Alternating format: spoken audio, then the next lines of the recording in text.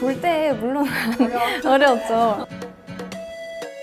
오히려 이제 육모에서 한 번 망쳤던 게 나중에 멘탈 관리에 도움이 되지 않았나. 안녕하세요, 여러분. 서울대 전기정보공학부 19학번 진세희입니다. 여러분 육모는 어떻게 잘 보셨나요?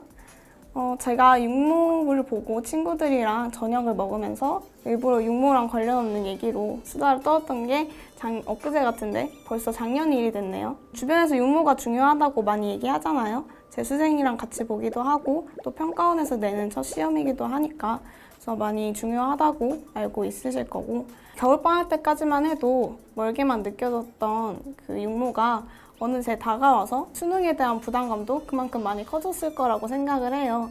그래서 제가 육모가 끝나고 어떻게 지냈는지에 대해서 이제 말씀을 드리려고 해요.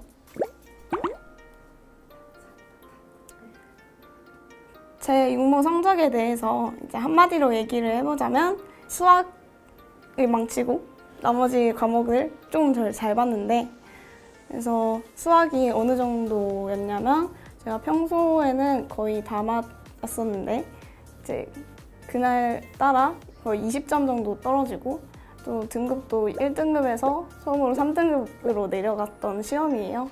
그래서 문제 풀 때도 사인함수 적분 같은 쉬운 문제에서도 막혔었고, 그리고 그거에 대해서 또 멘탈이 굉장히 많이 흔들렸었어요. 그래서 그 이전에 잘 봤던 시험들이 혹시 내 실력이 아니라 그냥 운으로 잘 봤던 건 아닌가? 다른 과목들은 잘 봤으니까 혹시 수학을 조금 못 본 이유가 그 탓은 아닌가? 그래서 만약에 수능 때는 그래서 둘 중에 하나를 선택하게 돼야 한다면 내가 어떻게 해야 되나? 뭐 그런 거에 대한 고민도 상당히 많았어요. 그리고 국어 성적이 많이 오르긴 했는데 그게 과연 수능 때까지 이어질지, 그리고 또 물리 같은 경우는 저는 쉽게 풀었는데 이게 과연 수능 때까지 내 이 실력을 유지할 수 있을지, 이런 거에 대한 막연한 불안감이 많이 느껴졌었어요. 그래서 제가 이런 점에 대해서는 어떻게 극복을 했는지 또 말씀을 드려보도록 할게요.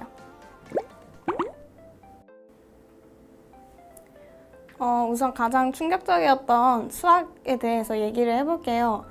육모가 끝나고 이제 풀 서비스를 이용하면서 수학에 대한 객관적인 난이도를 어느 정도 파악할 수 있었어요. 이제 쉬운 사점들에 대한 변별력을 이제 시험에서 챙기기 시작했고, 그래서 저는 거기에 대해서 유난히 영향을 크게 많이 받았던 거죠. 이제 그냥 내가 새로운 유형의 대처를 해야겠다. 그래서 여기에 맞게 새로 노력을 해봐야겠다라는 생각이 들었어요. 그래서 이전까지는 고난이도 유형 문제들의 공부를 치중해 했었는데 이제 이런 것보다 앞부분에 대한 대비도 좀 필요하겠다. 그래서 쉬운 사점들도 놓치지 말고 이제 잘 풀어봐야겠다라는 생각이 들었고, 그래서 새롭게 공부 계획을 세워나갈 수 있었어요. 육모가 끝나고 이제 평가원 문제들에 대한 감이 좀 많이 떨어졌다 싶어서 이제 너기출 문제를 다시 풀어봤어요, 쭉. 물론 기출은 그 전에도 많이 풀어봤지만 이번에는 새롭게 좀 분석을 하면서 평가원에서는 이러한 유형이 나올 때 어떻게 문제를 풀었다, 이런 거에 대해서 조금 정리를 많이 하려고 노력을 했었어요, 새롭게 풀 때는. 그래서 그런 점에서 대비를 했었고, 그리고 또 쉬운 사점들도 빠르게 문제를 풀어낼 수 있는 게 중요하다 싶어서 이제 어삼시사나 아니면 하이퍼 최고난도 킬러 모의고사라는 문제집도 있는데 그거에 대해서도 이제 정해진 시간을 두고 그 안에 최대한 문제를 풀어내는 식으로 연습을 많이 했었어요. 그래서 수학은 그렇게 새롭게 대비를 많이 하려고 노력을 했었고, 그리고 그 이외의 과목들은 사실 성적이 많이 올랐기 때문에 육모 직전에 세웠던 전략들을 이제 그대로 가지고 가면서 어느 정도 새롭게 보완을 하는 식으로 이제 육모에 대한 결과를 받아들이고 이제 새롭게 전략을 세워나갔었어요. 먼저 망쳤던 수학에 대해서 말씀을 드릴게요. 수학을 이렇게 한번 망치고 나니까 그러지 않으려고 해도 자신감이 많이 떨어지더라고요. 그래서 저는 이거를 칠모를 통해서 극복을 했어요. 사실 중요성은 좀 떨어질 수 있지만 칠모에서 수학을 100점을 맞겠다라고 목표를 새로 세우고 거기에 맞춰서 수학을 열심히 공부를 하다 보니까 그 과정에서 자신감이 많이 회복이 되더라고요. 그리고 결과도 물론 잘 나왔지만 모든 분들에게 만점을 목표로 공부를 하라는 건 아니지만 육모를 망쳤어도 새로운 목표를 세우고 거기에 맞춰 나가는 노력을 한다면 그 과정에서 충분히 멘탈 관리도 될 거고 자신감도 많이 회복이 될 거라고 생각을 해요. 그럼 반면에 물리는 제가 15분 안에 맡김까지 끝냈을 정도로 이제 물리는 잘 봤었는데 그 잘 본 것만으로도 자만을 할 수 있었잖아요.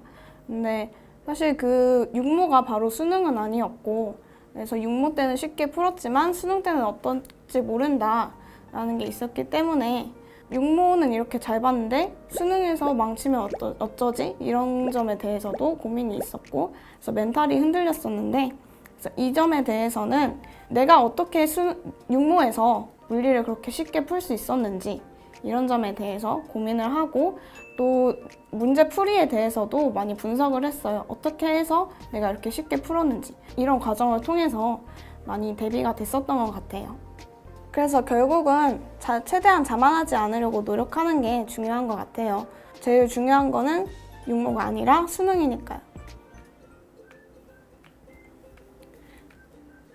저는 고등학교 때 기숙사에서 살았는데 기숙사에는 무서운 친구들이 상당히 많더라고요. 새벽 5시에 일어나서 학교 가기 전에 학습실 가서 공부를 하고 또 기숙사에서 최대한 공부를 오래까지 할 수 있는 1시까지 또 남아서 공부를 하고 그런 친구들을 보면서 아 나도 저렇게 해야 되나?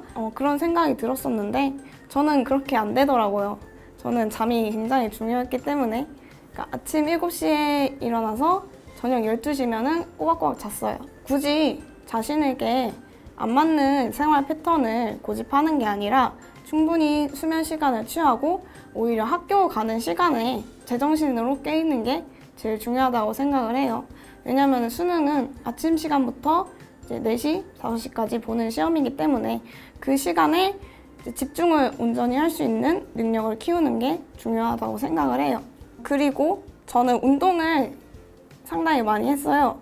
그래서 체육 시간에는 항상 배드민턴 친구들이랑 같이 쳤었고 그리고 점심시간이나 저녁시간에 밥을 먹고 시간이 남으면 또 친구들이랑 강당에 가서 배드민턴을 치기도 했어요. 그래서 이렇게 운동을 꾸준히 하니까 체력 관리도 되고 스트레스 관리도 충분히 됐기 때문에 이제 운동을 꾸준히 하는 것도 좋은 방법인 것 같아요.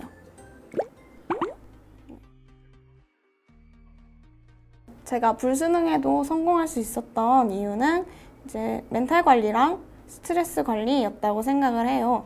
이제 이번에 국어가 굉장히 어려웠었잖아요.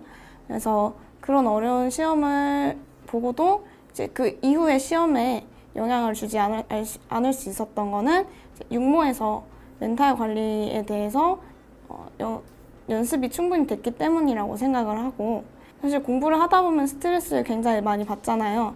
그래서 저도 많이 스트레스를 받았었는데 그런 거를 이제 주말이나 뭐 혼자 코너를 가서 스트레스를 푼다던가 아니면 꾸준히 운동을 하면서 스트레스를 해소하면서 이제 수능까지 긴 싸움을 이제 할 수 있었던 것 같아요. 사실 수능까지 상당히 긴 시간이 남아있는 거잖아요. 자기 스스로를 혹사시키기보다는 그 오랜 시간을 버틸 수 있는 방법을 찾아보시는 게 좋을 것 같아요. 물론 이거는 스트레스로 인해서 공부를 못할 정도의 얘기고 항상 놀아도 된다는 말은 아닙니다. 지금까지 저의 얘기를 들려드렸는데 도움이 되셨는지는 잘 모르겠네요. 육모를 통해서 스스로를 잘 공부를 하고 약점을 잘 찾고 또 그에 맞는 전략을 잘 세워서 수능까지 잘 이겨내셨으면 좋겠습니다. 화이팅!